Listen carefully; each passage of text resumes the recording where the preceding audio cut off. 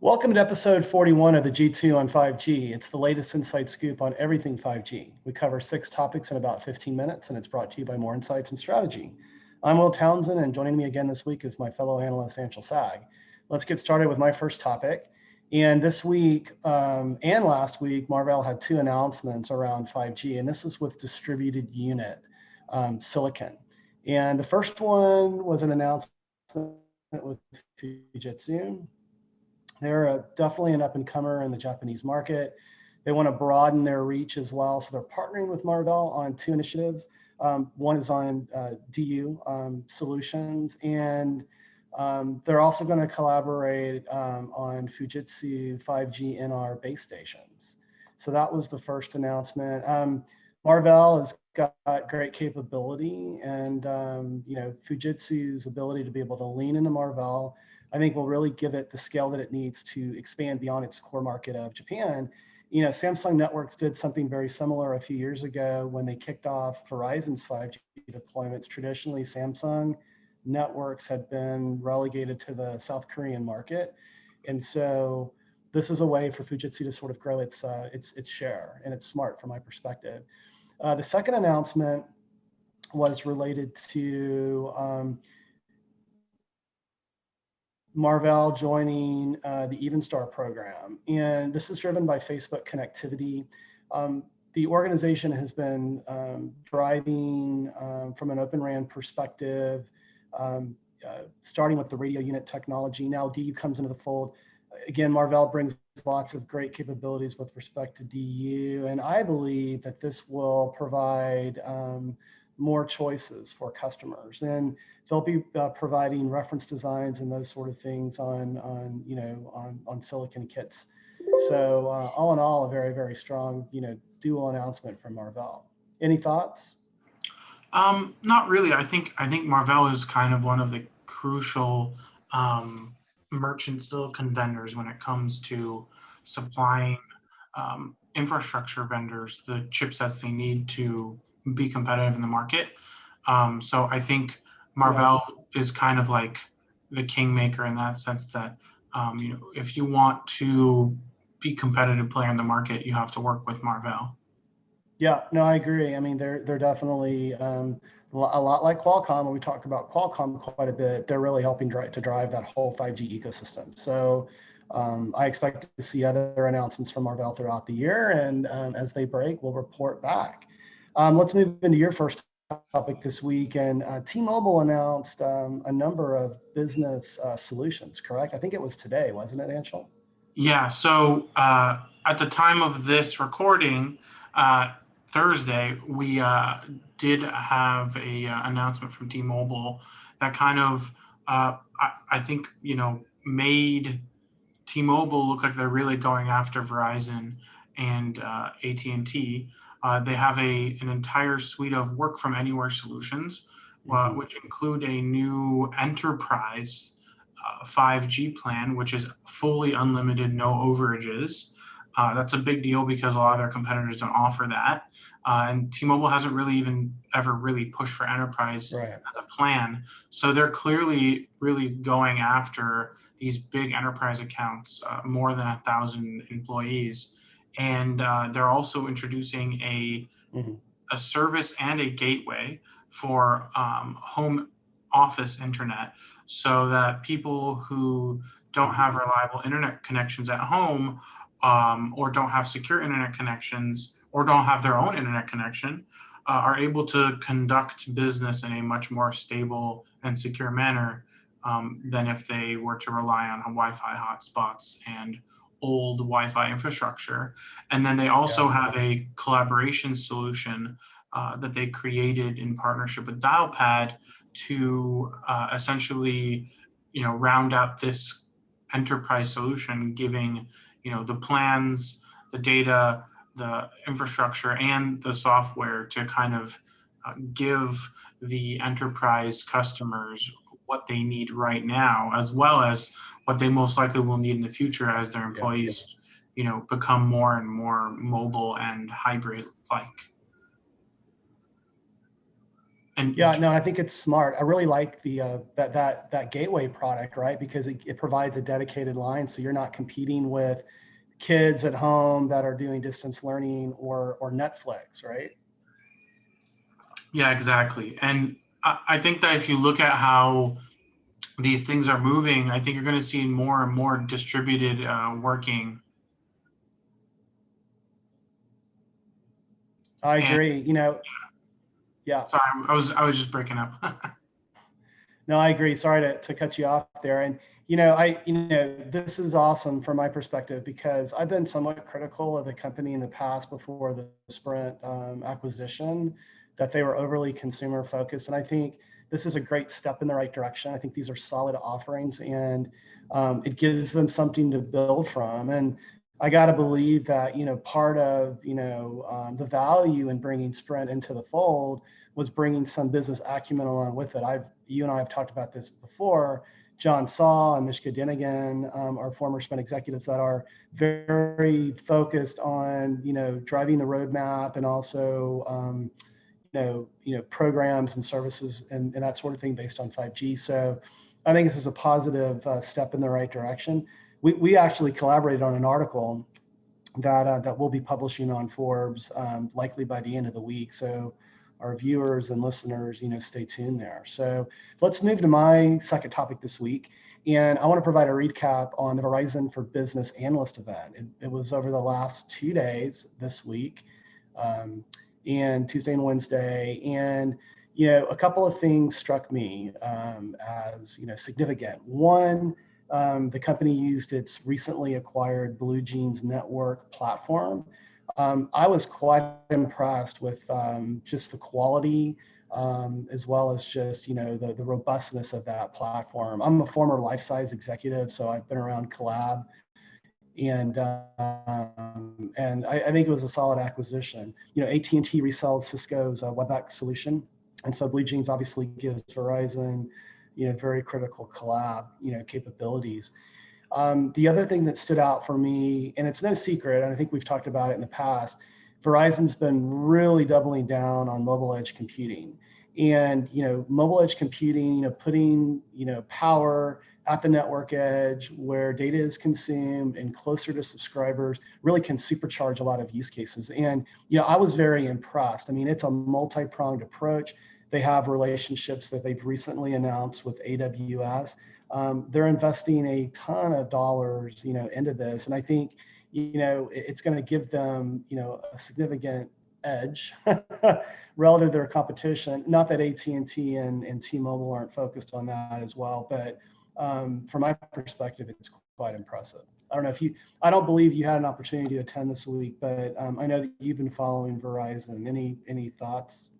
No, I think Verizon's approach to edge compute and like really taking care and paying attention to a lot of use cases is, I think it's massive. I think they're doing a lot of right things there.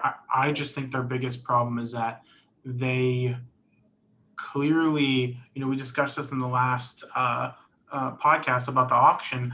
I just think that they're over marketing millimeter wave.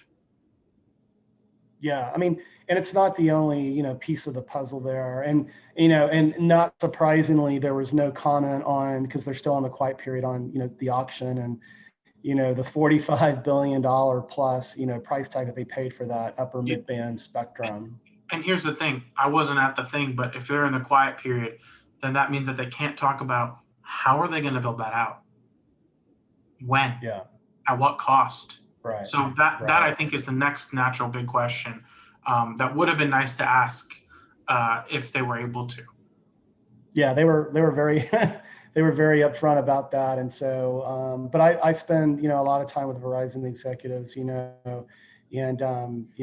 in the future when I have an opportunity to have some one-on-ones with some of the executives there, hopefully I can provide some color and context there. So let's move to your second topic this week, and you want to talk about the Air Force and their exploration of 5G.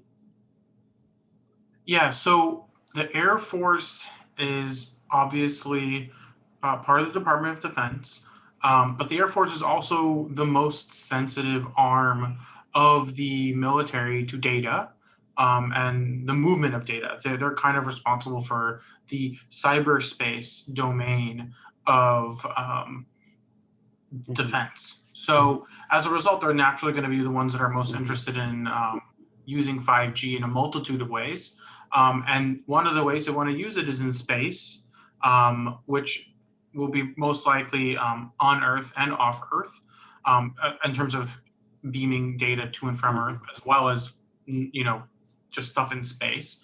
But what's interesting is they are asking for requests for information from different vendors, as well as they're exploring things like millimeter wave, MIMO, and RAN slicing capabilities, which means that they're also interested in network slicing, as many of us are. And I think it's a very early step, but I think the Air Force is probably going to be one of the branches that utilizes 5G the most. Yeah, I recall an announcement from Nokia last year where they were exploring, how to deploy cellular networking on the moon, right? And certainly, we've got a lot of eyeballs on what's going on Mars right now and that sort of thing. So it's no surprise that the Air Force would be interested in 5G and want to, kind of explore this further. So as things develop, we'll report back. But let me jump into my third and final topic this week. And about a week ago, Celona and Inseego announced a partnership to extend the reach of private 5G networking. And I've spoken about Celona in the past. They're a startup. They are partnered with HPE. They're providing a private networking solution as a service to ease deployment. In fact, I'll be hosting a webinar next week on March 9th. We'll be sure to put a link to that registration. So if any of our listeners or viewers would like to tune in and learn more about that, they'll be able to hear from myself and a Celona executive. But what I like about this partnership is that people know who Inseego is. I mean, they're the inventors of the MiFi, formerly Novatel Wireless. And what Inseego has been very focused on as well are delivering solutions that are focused on the edge of the network. And so with Inseego, with its hotspot capabilities and its edge devices, and then with Celona providing the infrastructure, it's a nice end-to-end story. And so, I'm quite impressed. I think anything that can ease the deployment of private networking, I think because it's being so valued, in the media these days, and certainly, Ericsson and Nokia and, the traditional infrastructure providers are also focused on it as well. But I think, you'll see more startups like Celona, enter this space and, try to solve the issue of how do you sort of simplify that deployment. In the enterprise, everyone's familiar with Wi-Fi. It's tried and true and tested. Cellular technology is different. You've got licensed spectrum and you've got other, challenges that you have to contend with. But again, I think it's a solid partnership. I don't know if you have any thoughts on it as well. I don't, but I do think it makes sense because there needs to be more comprehensive addressing of private networks outside of just the basic network infrastructure that we're all familiar with. I agree. Well, let's move to your third topic this week, and you want to talk about India and some recent spectrum auctions. Yeah, so India has had a recent spectrum auction occur today, actually, which is, well, actually now it's yesterday, but basically they sold $10 billion worth of auction in 2 days. And what's interesting is this auction is mostly for low band spectrum. It's not yet for the mid-band 5G spectrum a lot of people are expecting to be auctioned.